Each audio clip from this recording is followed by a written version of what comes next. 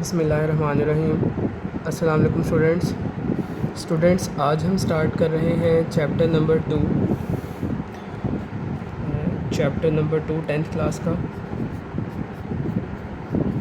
जिसका नेम है theory of quadratic equations. ये चैप्टर का नेम है, थ्योरी ऑफ क्वाड्रेटिक इक्वेशंस। अच्छा बच्चों, इससे पहले जो चैप्टर नंबर 1 था उसमें हमने सिर्फ क्वाड्रेटिक इक्वेशंस को डिस्कस किया था। चैप्टर नंबर 1 का नेम था क्वाड्रेटिक इक्वेशंस, और अब जो चैप्टर नंबर 2 है इसका नेम है थ्योरी ऑफ क्वाड्रेटिक इक्वेशंस। तो नाम से जाहिर है कि इसमें हमने क्वाड्रेटिक इक्वेशंस को ही डिस्कस करना है, लेकिन थोड़ा सा डिटेल में डिस्कस करना है। मज़ीद डिस्कशन होगी क्वाड्रेटिक इक्वेशंस के बारे में ही। अच्छा, चैप्टर नंबर 1 में हम जो कुछ डिस्कस कर चुके हैं, एक दफ़ा मैं जल्दी से वो रिकॉल करवाने लगा हूँ आपको कि उसमें हमने क्या क्या डिस्कस किया था चैप्टर नंबर 1 में क्वाड्रेटिक इक्वेशंस के बारे में। तो सबसे पहले बात करते हैं क्वाड्रेटिक इक्वेशन के बारे में कि क्वाड्रेटिक इक्वेशन क्या होती है। ठीक है, उसके लिए सबसे पहले तो आप ये समझें कि इक्वेशन क्या होती है। ये सारी पुरानी बातें जो चैप्टर नंबर 1 में डिस्कस की गई हैं। इक्वेशन क्या होती है? मैथमेटिक्स में लिखी हुई कोई भी ऐसी चीज़, कोई भी ऐसी स्टेटमेंट या सेंटेंस जिसमें इज़ इक्वल टू का साइन इन्वॉल्व हो, इज़ इक्वल टू का साइन इन्वॉल्व हो, that statement, that sentence is known as equation, उसको हम इक्वेशन बोलते हैं। अगर हमें किसी भी मैथमेटिक्स में लिखी हुई चीज़ में इज़ इक्वल टू का साइन नज़र आ जाए तो वो इक्वेशन बन जाती है। ठीक है, अब इक्वेशन की बहुत सारी टाइप्स हमने डिस्कस की थी चैप्टर नंबर 1 में, जिसमें फॉर एग्ज़ाम्पल थी एक्सपोनेंशियल इक्वेशन थी, रेसिप्रोकल इक्वेशंस थी, रेडिकल इक्वेशंस थी। ठीक है, क्वाड्रेटिक इक्वेशंस को भी हमने डिस्कस किया। तो अब हम बात करते हैं क्वाड्रेटिक इक्वेशंस के बारे में। ये सारी बातें हमने पीछे की हुई है पिछले चैप्टर में। अब जस्ट मैं इधर आपको एक रिव्यू दे रहा हूँ इन सब का। क्वाड्रेटिक इक्वेशंस, क्वाड्रेटिक इक्वेशन क्या होती है? देखें, क्वाड्रेटिक इक्वेशन वो इक्वेशन होती है जिसमें वेरिएबल की मैक्सिमम पावर 2 हो। ठीक है, किसी भी इक्वेशन में अगर वेरिएबल की मैक्सिमम पावर 2 है और 2 से बड़ी पावर, हायर पावर मौजूद नहीं है, तो हम उस इक्वेशन को कहते हैं कि वो क्वाड्रेटिक इक्वेशन है। अच्छा, क्वाड्रेटिक इक्वेशन के अलावा आपने 9th क्लास में लीनियर इक्वेशंस डिस्कस की थी। तो लीनियर इक्वेशंस कौन सी इक्वेशंस थी अगर आपको याद हो? तो लीनियर इक्वेशंस वो इक्वेशंस थी जिनमें वेरिएबल की मैक्सिमम पावर 1 हो। तो अगर वेरिएबल की मैक्सिमम पावर 1 हो तो उसको हम लीनियर इक्वेशन कहते हैं, और अगर पावर 2 हो तो उसको क्वाड्रेटिक इक्वेशन कहते हैं। इस पूरे चैप्टर में हमने सिर्फ और सिर्फ क्वाड्रेटिक इक्वेशंस को ही डिस्कस करना है। तो क्वाड्रेटिक इक्वेशन की स्टैंडर्ड फॉर्म आपको याद है क्या होती थी? स्टैंडर्ड फॉर्म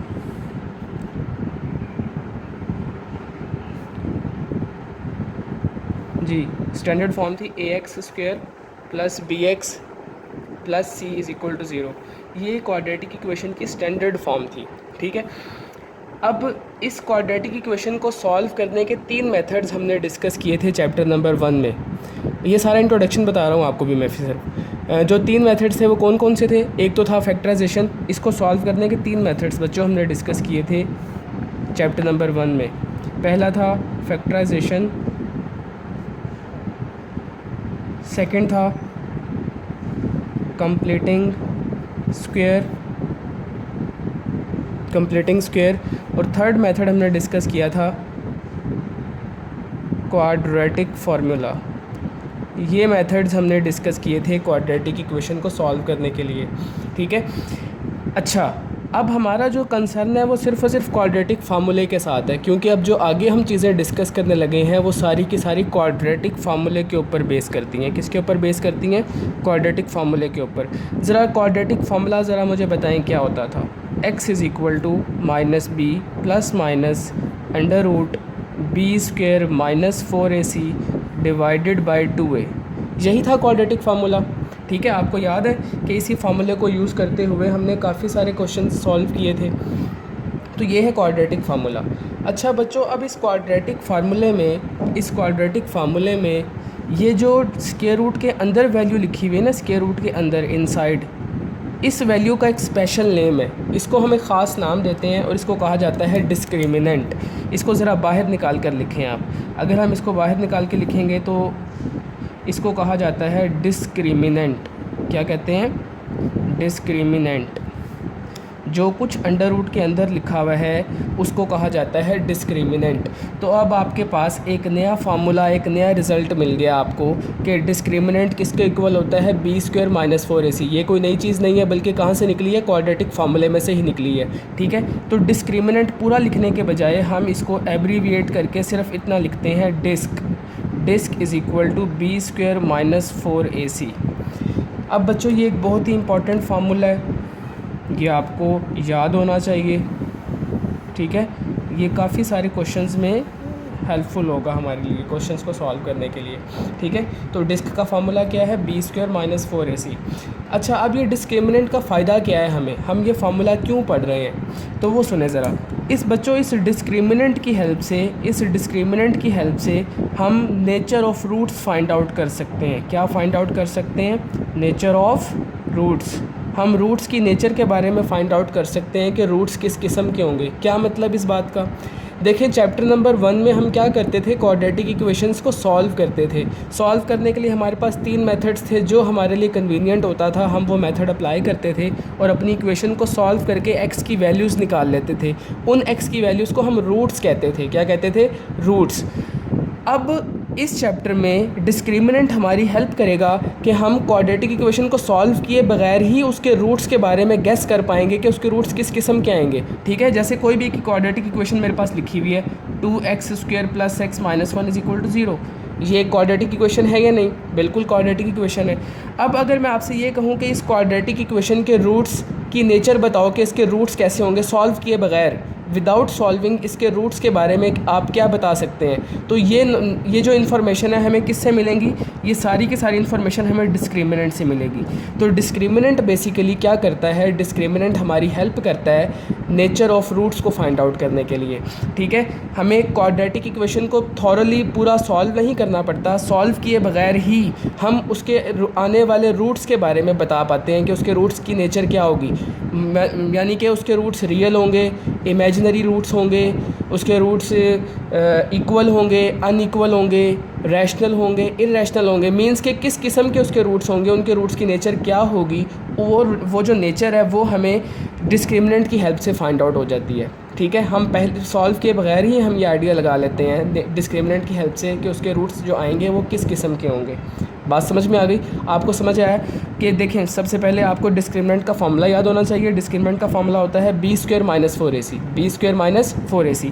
अब डिस्क्रिमिनेंट को हम यूज़ किस लिए करते हैं, डिस्क्रिमिनेंट का सबसे बड़ा यूज़ जो है वो ये है कि हम इसकी हेल्प से nature of roots find out करते हैं। क्या फाइंड आउट करते हैं, नेचर ऑफ़ रूट्स। अब आगे चलते हैं नेक्स्ट। ये तो मैंने आपको सिंपल एक डिस्क्रिमिनेंट का ओवरव्यू दे दिया कि डिस्क्रिमिनेंट है क्या। अब आगे मज़ीद बात करते हैं। देखें बच्चों, डिस्क्रिमिनेंट को लेकर डिफरेंट तरह के केसेस हो सकते हैं। ठीक है, डिफरेंट केसेस पॉसिबल है डिस्क्रिमिनेंट को लेकर। ऐसा भी हो सकता है कि अगर आपने डिस्क्रिमिनेंट का आंसर निकाला और वो आंसर पॉजिटिव आ गया, पॉजिटिव मतलब ग्रेटर दैन ज़ीरो। ठीक है, मैथमेटिक्स में जब भी ग्रेटर दैन ज़ीरो लिखा होता है ना, तो इसका मतलब होता है पॉजिटिव। ठीक है, अगर डिस्क्रिमिनेंट का आंसर पॉजिटिव आ गया, यानी कि कोई भी पॉजिटिव नंबर आ गया, नेगेटिव नहीं होना चाहिए, अगर पॉजिटिव नंबर हमारा डिस्क्रिमिनेंट का आंसर आया तो हम लिखा करेंगे हमेशा roots are real and distinct. कब लिखेंगे ये बात हम, जब हमारे डिस्क्रिमिनेंट का आंसर पॉजिटिव आएगा। पॉजिटिव से मतलब ये है कि अगर 1 आ जाए, 1/2 आ जाए, 5 आ जाए, 3/2 आ जाए, √3 आ जाए, कुछ भी आ जाए, लेकिन वो पॉजिटिव होना चाहिए। अगर वो पॉजिटिव है तो हम लिखेंगे roots are real and distinct. ये सेंटेंस याद कर लें आप। ठीक है, ये था केस 1। अब केस 2 पे आए। ऐसा भी हो सकता है कि आपने जो डिस्क्रिमिनेंट फाइंड आउट किया वो डिस्क्रिमिनेंट ज़ीरो नहीं आया, पॉजिटिव नहीं आया, बल्कि नेगेटिव आ गया। कैसा आ गया, negative, less than zero answer आ गया। अगर आपके डिस्क्रिमिनेंट का आंसर नेगेटिव में आता है बच्चों, तो आप लिखेंगे रूट्स आर इमेजिनरी। आप ये लाइन याद कर लें। ठीक है, अगर डिस्क्रिमिनेंट का आंसर ग्रेटर दैन ज़ीरो है, पॉजिटिव है, तो आप लिखेंगे roots are real and distinct. अगर हमारे डिस्क्रिमिनेंट का आंसर नेगेटिव में आ रहा है, कोई नेगेटिव नंबर है, तो हम लिखेंगे रूट्स आर इमेजिनरी। ठीक है, ये उसकी नेचर होगी रूट्स की। थर्ड केस, टोटल 5 केसेस हैं। थर्ड केस सुने। अगर ऐसा हो कि आपने डिस्क्रिमिनेंट फाइंड आउट किया और वो डिस्क्रिमिनेंट एग्जैक्टली ज़ीरो के इक्वल आ गया, यानी कि डिस्क्रिमिनेंट का आंसर ही ज़ीरो आ गया। अगर डिस्क्रिमिनेंट का आंसर ज़ीरो आ जाए स्टूडेंट्स, तो आप लिखा करेंगे कि जो रूट्स हैं वो कैसे होंगे, roots are real and equal, roots are real and equal. Clear है यहाँ तक? देखिए अभी तक मैंने आपको 3 केसेस बताए हैं। अगर डिस्क्रिमिनेंट का आंसर ग्रेटर देन ज़ीरो हो, यानी कि पॉजिटिव आंसर आए, तो आप लिखेंगे रियल एंड डिस्टिंक्ट। अगर डिस्क्रिमिनेंट का आंसर नेगेटिव आ जाए, यानी कि लेस देन ज़ीरो हो, कोई भी नेगेटिव नंबर आ जाए, -2, -5, -1/2, -√3, कुछ भी नेगेटिव में हो बस, तो आप कहेंगे कि रूट्स आर इमेजिनरी। और अगर डिस्क्रिमिनेंट का आंसर ज़ीरो ही आ जाए, एग्जैक्टली ज़ीरो आ जाए, तो आप कहेंगे roots are real and equal. Clear है यहाँ तक? आगे चलें, अब फोर्थ केस पे बात करते हैं। ठीक है, आप साथ साथ इन चीज़ों को नोट डाउन करते जाएं, ठीक है ना, क्योंकि ये इंट्रोडक्शन है एक्सरसाइज का। किसी एक बात याद रखें, किसी भी एक्सरसाइज के स्टार्ट में जो लेक्चर होता है, जो मैं लेक्चर दिया करूँगा, वो बहुत इंपॉर्टेंट होगा, और उस लेक्चर में मैं ऐसे एक्सरसाइज की जितनी भी इंपॉर्टेंट पॉइंट्स और टिप्स होंगी सारी उसी में डिस्कस करूँगा। ठीक है, तो ये जो अभी हम डिस्कशन कर रहे हैं, ये सारी 2.1 और उससे आगे जो आने वाली एक्सरसाइजेज़ हैं, उन सब में ये बातें यूज़ होंगी, इसलिए आप इनको साथ साथ याद भी करते जाएं और इसको नोट डाउन भी करते जाएं। आगे चलें, 3 केसेस हमने डिस्कस किए, अब फोर्थ केस पे बात करते हैं। Case number 4। सपोज़ करें आपने डिस्क्रिमिनेंट का आंसर निकाला, डिस्क्रिमिनेंट को सॉल्व किया, और आपका जो डिस्क्रिमिनेंट है वो एक परफेक्ट स्क्वायर आ गया। क्या आ गया? Perfect square. अब ये परफेक्ट स्क्वायर क्या, आप सोच रहे होंगे कि परफेक्ट स्क्वायर नंबर क्या होता है। अब मैं आपको ये बता देता हूँ कि परफेक्ट स्क्वायर नंबर क्या होता है। परफेक्ट स्क्वायर नंबर बच्चों, हम उन नंबर्स को कहते हैं जो किसी ना किसी नंबर का स्क्वायर लेने से आते हैं। जैसे 1 का स्क्वायर है, 2 का स्क्वायर 4 होता है, 3 का स्क्वायर 9 होता है, 4 का स्क्वायर 16 होता है, 5 का स्क्वायर 25 होता है, 6 का स्क्वायर 36 होता है, 7 का स्क्वायर 49 होता है। ठीक है बच्चों, ये जो मैंने आपके सामने नंबर्स की एक लिस्ट लिखी है, ये सारे के सारे नंबर्स कहलाते हैं परफेक्ट स्क्वायर नंबर्स। इनको क्या कहते हैं? Perfect square numbers. Perfect square number अगर आपका डिस्क्रिमिनेंट का आंसर आता है, तो आप लिखेंगे रूट्स आर, अगर परफेक्ट स्क्वायर आए तो आप ये स्टेटमेंट लिखेंगे, roots are real and rational, roots are real and rational. Clear है? 5th केस पे बात करते हैं। अगर सपोज़ करें डिस्क्रिमिनेंट का आंसर एक परफेक्ट स्क्वायर नहीं आया, परफेक्ट स्क्वायर नंबर नहीं आया। ठीक है, अब परफेक्ट स्क्वायर नंबर कौन से नहीं होते, किन नंबर को हम नॉन परफेक्ट स्क्वायर कहते हैं? वो नंबर जो किसी का स्क्वायर ना हो। जैसे 3 है, 3 किसी का भी स्क्वायर नहीं है, 5 है, किसी का भी स्क्वायर नहीं है, 2 ये किसी का भी स्क्वायर नहीं होता, इसी तरह से 6 ये भी किसी का स्क्वायर नहीं होता। तो आई होप आप समझ गए हैं कि नॉन परफेक्ट स्क्वायर नंबर्स कौन से होते हैं। अगर हमारे, दोबारा सुने, केस 4 में मैंने आपको बताया था कि अगर डिस्क्रिमिनेंट का आंसर परफेक्ट स्क्वायर नंबर आ जाए, यानी कि इस तरह का कोई नंबर हो, ठीक है, जो परफेक्ट स्क्वायर हो, तो हम कहेंगे roots are real and rational. और अगर आपका आंसर, डिस्क्रिमिनेंट का जो आंसर है वो परफेक्ट स्क्वायर नंबर ना आए, कोई भी रैंडम नंबर आ जाए, ठीक है, तो आप लिखेंगे roots are real and irrational, roots are real and irrational. बच्चों यहाँ तक बात ठीक है? ये 5 केसेस हैं, आपने इनको याद करना है। अच्छा, इन दोनों इस केस 4 और केस 5 में एक बात और सुन लें, इन दोनों केसेस में आपका आंसर पॉजिटिव आना चाहिए। ठीक है ना, पॉजिटिव नंबर होना चाहिए, यानी कि पॉजिटिव भी हो और साथ साथ परफेक्ट स्क्वायर भी हो, तब आप ये बात कहेंगे। और सिमिलरली केस 5 में अगर आपका आंसर परफेक्ट स्क्वायर नंबर नहीं आ रहा और पॉजिटिव भी है वो, तब आप ये वाली स्टेटमेंट लिखेंगे। ठीक है, इन दोनों केसेस में जो डिस्क्रिमिनेंट है उसका आंसर पॉजिटिव होना ज़रूरी है। नेगेटिव अगर नंबर आ जाएगा तो नेगेटिव नंबर का परफेक्ट स्क्वायर होना या ना होने का कोई मीनिंग नहीं होता। परफेक्ट स्क्वायर नंबर हम जब भी बात करते हैं तो हमेशा अंडरस्टूड होता है कि हम किन नंबर्स की बात कर रहे हैं, पॉजिटिव नंबर्स की बात कर रहे हैं। ठीक है बच्चों, अब जल्दी से सुने ज़रा, जल्दी से रिकॉल करते हैं सारी चीज़ें। मैंने आपको क्या बताया? मैंने आपको ये बताया कि आपने क्वाड्रेटिक फार्मूला चैप्टर नंबर 1 में डिस्कस किया था। इस क्वाड्रेटिक फार्मूले में जो अंडर रूट के अंदर वैल्यू लिखी होती है, इसको कहा जाता है डिस्क्रिमिनेंट। इसको एक ख़ास नाम देते हैं डिस्क्रिमिनेंट। ठीक है, और इसको इस तरह से एब्रीविएट करके डिस्क लिखते हैं। बाज़ लोग इसको डिस्क्रिमिनेंट लिखने के बजाय डी भी लिखते हैं, सिंपल। सिंपल डी भी लिखते हैं, और बाज़ बुक्स में इसको डेल्टा भी लिखा जाता है, ठीक है। लेकिन आप सिर्फ डिस्क को ही फॉलो करें, क्योंकि आपकी बुक में डिस्क का जो है नोटेशन यूज़ की गई है। b² - 4ac ये फार्मूला आप याद रखेंगे, ठीक है।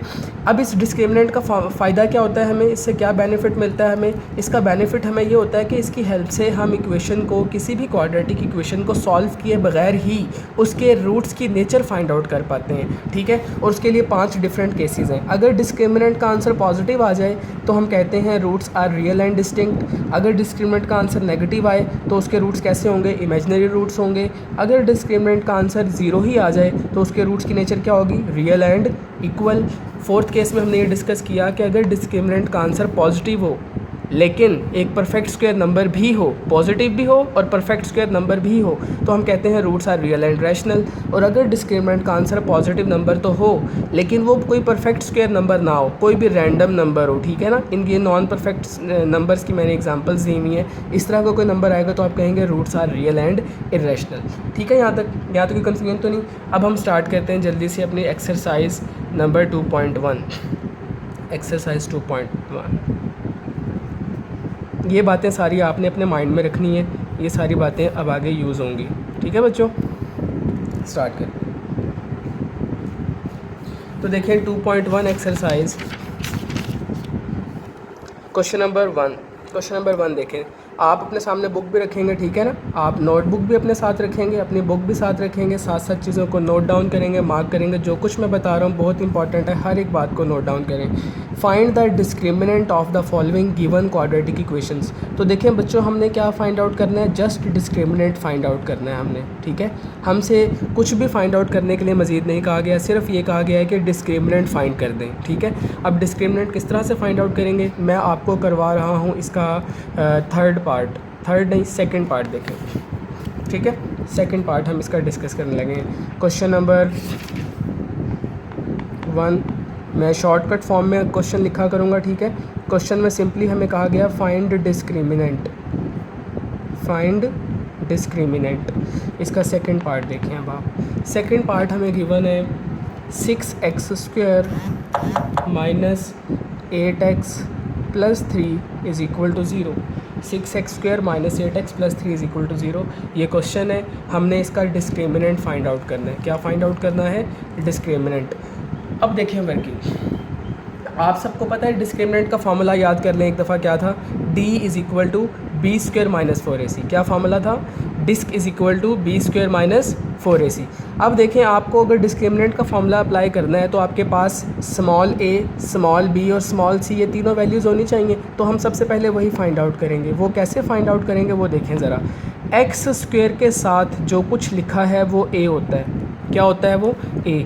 x के साथ जो कुछ कॉफिशेंट लिखा है उसको b कहा जाता है, और जो सिंपल वैल्यू होती है बच्चों इसको हम c कहते हैं, ठीक है। क्या कहा मैंने? x² के साथ जो भी कॉफिशेंट है डेट इज़ a, x के साथ जो कॉफिशेंट है साइन समेत उसको कहा जाता है b, और जो कांस्टेंट है उसको कहा जाता है c, ठीक है। तो यहाँ पर a की वैल्यू कितनी है हमारे पास? 6, b की वैल्यू कितनी है? -8, और c कितना है? 3। a b c वैल्यूज़ पता चल गई हमें। अब हमें फार्मूला पता है, हम जस्ट फार्मूला अप्लाई करेंगे और डिस्क्रिमिनेंट का आंसर फाइंड आउट कर लेंगे। तो एज़ वी नो क्या फार्मूला होता है बोलें ज़रा? Discriminant = b² - 4ac। अब आपके पास b की वैल्यू है वो पुट करें, a की वैल्यू भी आपके पास है, c की वैल्यू भी आपके पास है, वो इस फार्मूले में पुट इन करें। तो -8 का स्क्वायर -4 × 6 × 3 सिंप्लीफाई करें। -8 का स्क्वायर कितना हो जाएगा? It will be 64। आप सब जानते हैं कि जब बाहर स्क्वायर हो तो वो नेगेटिव को पॉजिटिव बना देता है, ठीक है। ये रूल याद रखेंगे आप। अगर स्क्वायर है होल ब्रैकेट के ऊपर और अंदर ब्रैकेट में माइनस का साइन है तो वो माइनस का साइन ख़त्म हो जाता है, वो पॉजिटिव में कन्वर्ट हो जाता है। माइनस इन सब को मल्टीप्लाई करें। 4 3 = 12, 12 6 = 72, ठीक है। इसे सिंप्लीफाई करें, कितना बनता है? 72 में से 64 माइनस किया तो आई थिंक ये -8 आया आंसर, ठीक है। तो हमारे पास डिस्क्रिमिनेंट का आंसर कितना आ गया? -8, और यही हमने फाइंड आउट करना था। डेट इज़ आवर आंसर, ठीक है बच्चों। यहाँ तो कोई प्रॉब्लम तो नहीं है? आगे चलें। अब आप देखें थर्ड पार्ट इसका। थर्ड पार्ट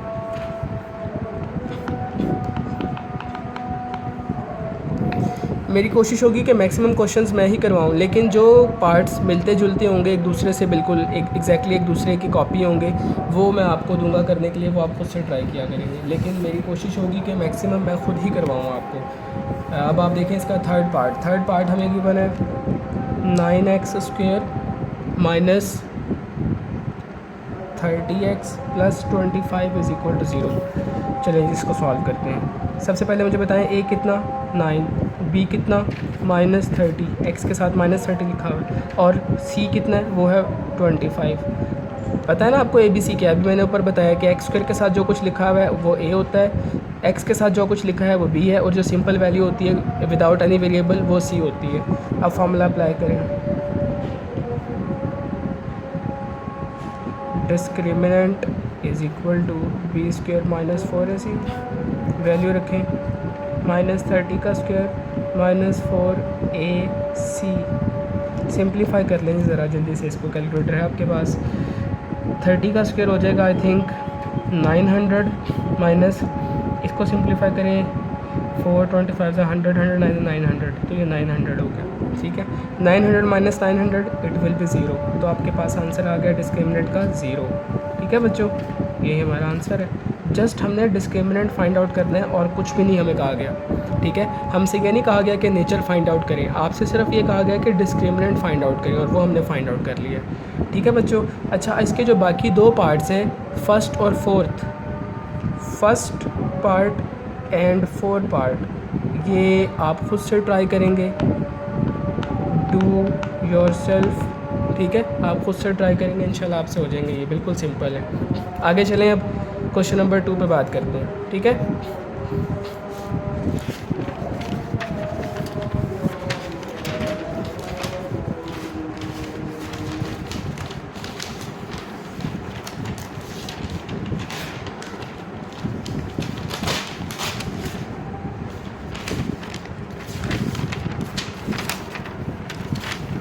जी क्वेश्चन नंबर 2 डिस्कस करते हैं।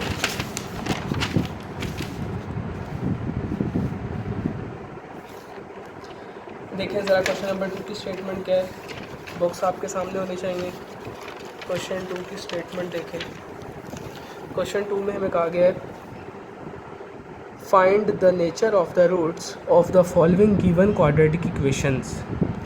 Find the nature of the roots of the following given quadratic equations. देखिए बच्चों, हमें कहा गया है कि जो क्वाड्रेटिक इक्वेशंस गिवन है उनकी रूट्स की नेचर फाइंड आउट करें। क्या फाइंड आउट करनी है हमने? Nature of roots. तो इतना क्वेश्चन तो हम कर लेंगे, अभी हम करते हैं इसको। आगे पढ़ें क्वेश्चन को। आगे कहा गया है and verify the result by solving the equation. देखें, दो काम हमें करने हैं। एक तो हमने nature of roots find out करनी है, नेचर ऑफ रूट्स को फाइंड आउट करना है, and verify result by solving the equation, और फिर इक्वेशन को सॉल्व करना है, सॉल्व करके अपने रिज़ल्ट को वेरीफाई भी करना है। तो दो काम करने हैं हमने, एक तो nature of roots find out करनी है, और सेकंड नंबर पे हमने सॉल्व करके इक्वेशन को अपने जो आंसर है, नेचर जो आई होगी रूट्स की, उसको वेरीफाई भी करना है कि क्या हमारी जो नेचर आई थी वो ठीक भी है या नहीं। तो दो काम हम इसमें करेंगे, एक तो nature of roots find out करेंगे, nature of roots find out करने के बाद जो क्वेश्चन हमें गिवन है उसको सॉल्व करके अपने आंसर को वेरीफाई भी करेंगे। तो अभी हम इसका क्वेश्चन स्टार्ट करते हैं। आप देखें इसका क्वेश्चन, फर्स्ट पार्ट करते हैं। ठीक है, फर्स्ट पार्ट देखें। फर्स्ट पार्ट गिवन है, फर्स्ट पार्ट मुझे गिवन है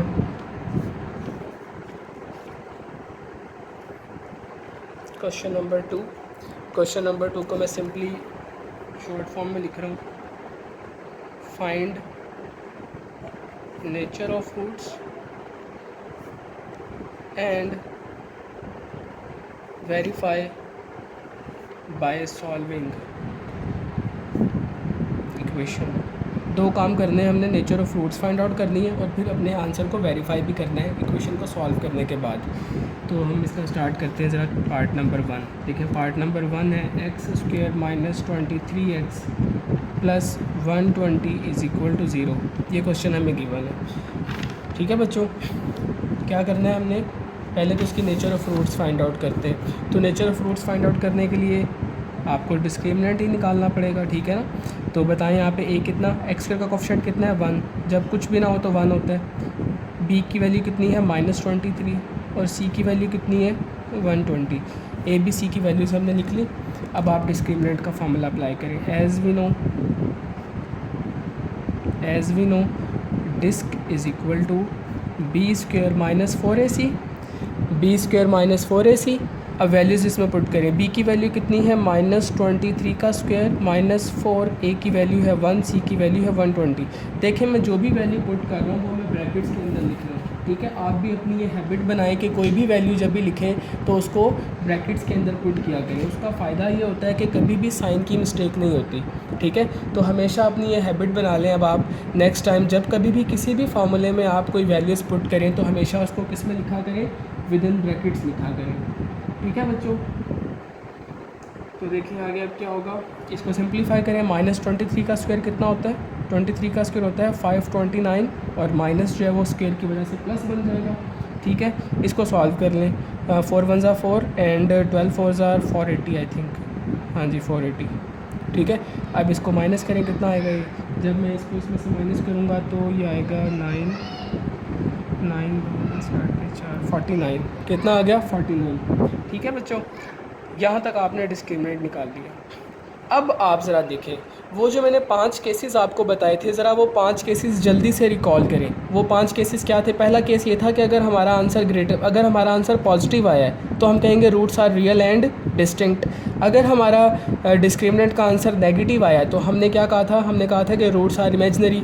अगर हमारे डिस्क्रिमिनेंट का आंसर इक्वल टू 0 आ गया है तो हम कहते हैं कि roots are real and equal. अगर हमारे डिस्क्रिमिनेंट का आंसर एक परफेक्ट स्क्वायर नंबर आ गया है तो हम कहते हैं roots are real and rational.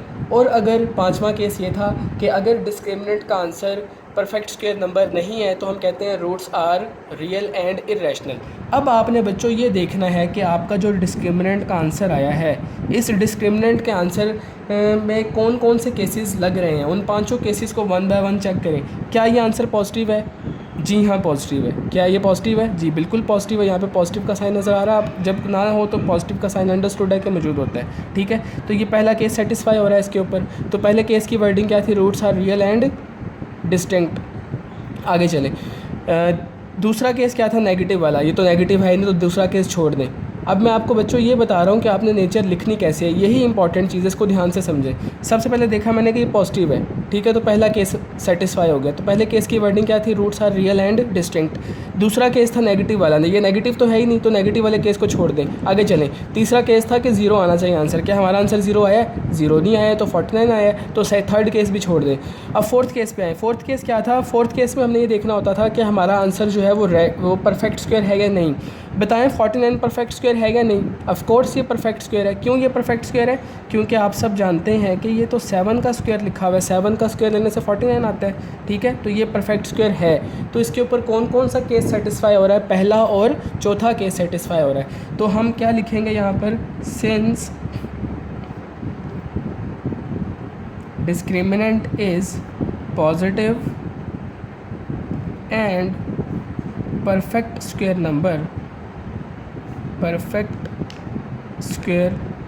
Number, हमारा जो डिस्क्रिमिनेंट आया है वो कैसा है, पॉजिटिव है as well as perfect square number है, ठीक है। So roots will be real, distinct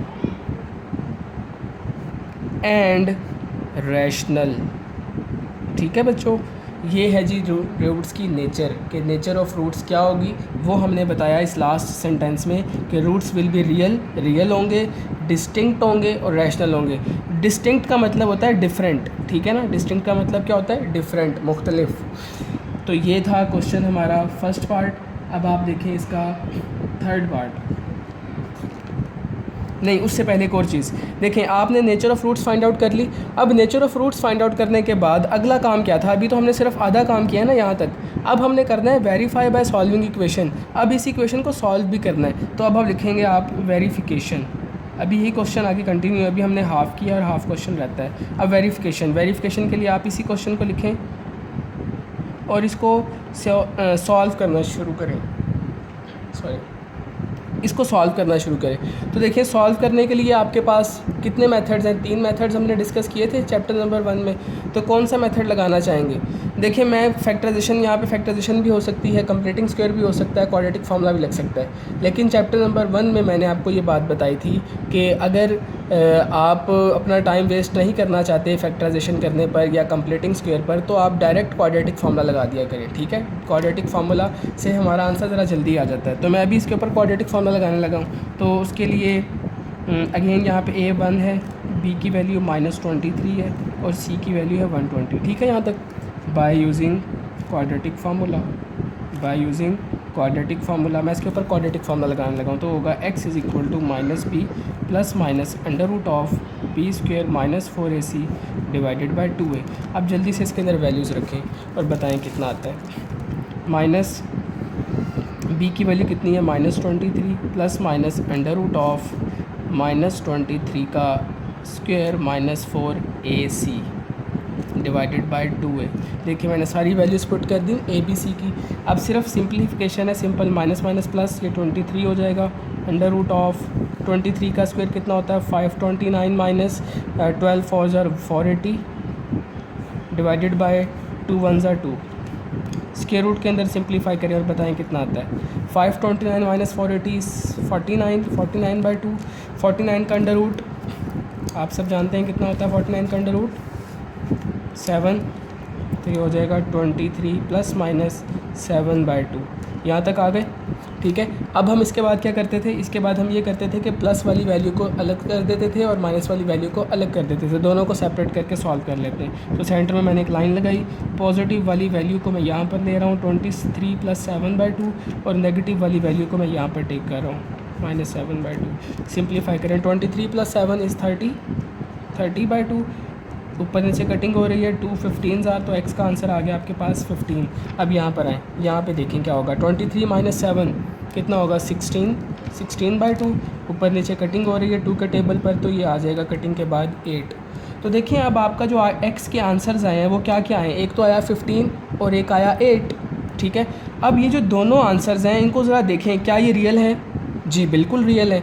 अच्छा रियल क्या होती है? रियल हम उस नंबर को कहते हैं जिसमें आयोटा ना हो, ठीक है। क्या इसके अंदर आपको आयोटा नज़र आ रहा है इन दोनों में से किसी एक में भी? किसी में भी आयोटा नहीं है ना, तो ये रियल है। ये पहली बात सेटिस्फाई हो गई। अब आप देखें क्या ये एक जैसे हैं या डिस्टिंक्ट हैं, यानी कि सेम हैं या डिफरेंट हैं। तो ये डिस्टिंक्ट हैं, डिफरेंट हैं, तो ये वाली बात भी सेटिस्फाई हो गई, ठीक है। अब उसके बाद देखें क्या ये रैशनल हैं या नहीं। तो रैशनल क्या होते हैं? रैशनल के लिए आप सिंपली ये याद रखें, अगर किसी नंबर में अंडर रूट आ जाए, अगर किसी नंबर में क्या आ जाए, अंडर रूट आ जाए या पाई आ जाए, तो वो इरेशनल हो जाता है, ठीक है। सिंपली याद रखें, वैसे ये फॉर्मल डेफिनेशन नहीं है, आपकी आसानी के लिए मैं सिंपल वर्ड्स में बता रहा हूँ कि अगर किसी नंबर में अंडर रूट आ जाए, ठीक है, या फिर क्या हो, पाई आ जाए, तो वो इरेशनल होता है, उसके अलावा हमेशा रैशनल होता है। तो देखें ये 15 है, क्या इसके ऊपर अंडर रूट है? नहीं है। क्या इसके अंदर पाई है? पाई भी नहीं है, तो ये रैशनल है। अब इधर आए 8, क्या 8 के ऊपर कोई अंडर रूट लगा हुआ है? अंडर रूट नहीं है। क्या इसमें कोई पाई है? पाई भी नहीं है, तो इसका मतलब ये रैशनल है, ठीक है। तो ये दोनों नंबर रैशनल भी हैं। तो हमने जो ऊपर नेचर फाइंड आउट की थी कि roots are real, distinct and rational, वो बात हमने उस इक्वेशन को सॉल्व करके वेरीफाई भी कर दी। तो आप लिखेंगे हेंस लिखने के बाद आप दोबारा से यही सारी बात लिख देंगे, hence roots are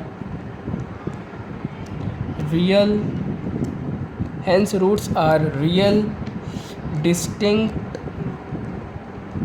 and rational. ये लें जी, वेरीफाई भी हो गया, ठीक है बच्चों। तो ये था हमारा पार्ट नंबर 1, बिल्कुल सिंपल था, ठीक है। आई होप कि आपको ये समझ में आया होगा। आगे चलें अब बस जल्दी से हम इसका सेकंड पार्ट करते हैं। नेक्स्ट देखें जी,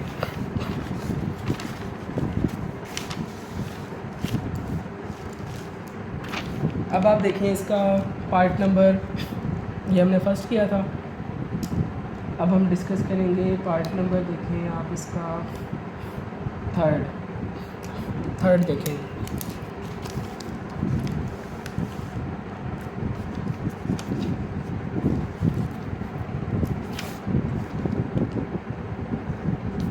थर्ड पार्ट हमें गिवन है 16x² - 24x plus 9 is equal to 0। ये क्वेश्चन हमें गिवन है 16x² minus 24x plus 9 is equal to 0। अच्छा बच्चों, जब भी आप क्वेश्चन नोट डाउन किया करें तो एक दफ़ा उसको दोबारा से काउंटर किया करें। अक्सर ऐसा होता है कि क्वेश्चन नोट डाउन करते हुए किसी साइन वगैरह की छोटी मोटी मिस्टेक हो जाती है, तो आप अपनी ये हैबिट बनाएं कि जब भी क्वेश्चन को नोट किया करें, चाहे आप पेपर में हो, कोई भी प्रैक्टिस कर रहे हो, तो हमेशा क्वेश्चन को एक दफ़ा काउंटर कर लिया करें। ठीक है, अब आगे चलते हैं। देखें जी, इसमें भी क्या करना है, हमने वही काम है, हमने nature of fruits find out करनी है और फिर वेरीफाई करना है। तो जल्दी जल्दी करते हैं अब इसको। ठीक है, तो देखें ज़रा, यहाँ पे a कितना है, a है 16, b की वैल्यू कितनी है, b की वैल्यू है -24 और c की वैल्यू कितनी है 9। एज़ वी नो डिस्क्रिमिनेंट का फॉर्मूला क्या होता है, disc is equal to b² minus 4ac। Values put करें, b की वैल्यू है -24 -4, a की वैल्यू है 16 और c की वैल्यू है 9।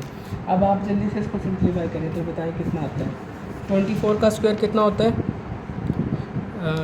24 का स्क्वायर होता है जी 576 माइनस, इन सब को मल्टीप्लाई करें, 4 9 ज़ा 36, 36 इंटू 16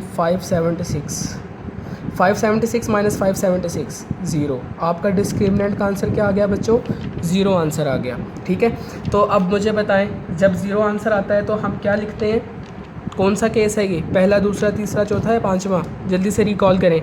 ये थर्ड केस है। ठीक है, तो थर्ड केस में मैंने आपको क्या बताया था कि अगर हमारे डिस्क्रिमिनेंट का आंसर ज़ीरो आएगा तो आप लिखेंगे roots are real and equal. तो लिखें since discriminant is equal to 0,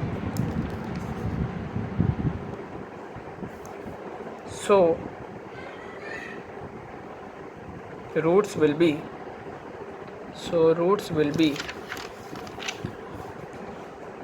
real and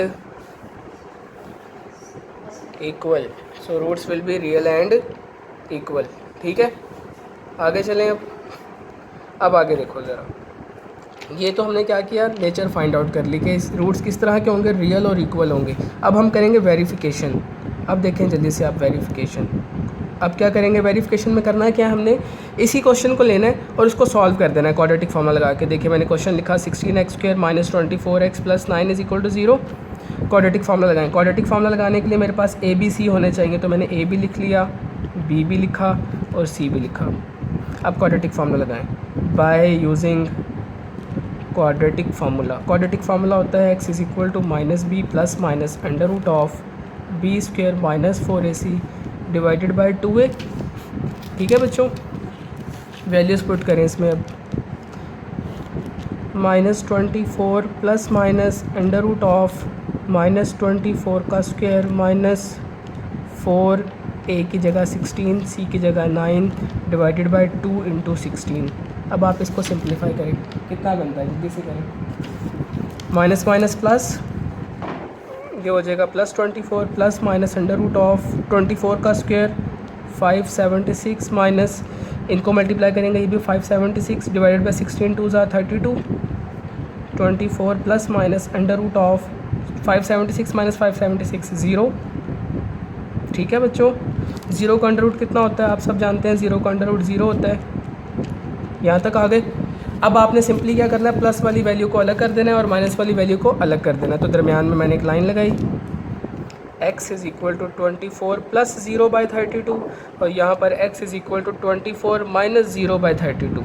ठीक है, अब 24 प्लस 0 तो 24 ही रहेगा। आप सब जानते हैं मैथमेटिक्स में 0 को किसी भी नंबर में प्लस करें या माइनस करें कोई फ़र्क नहीं पड़ता, वही नंबर दोबारा से मिल जाता है। अब ऊपर नीचे देखें, कटिंग हो रही है किसी टेबल पे, जी हाँ कटिंग हो रही है। किस पे हो रही है, 8 पर,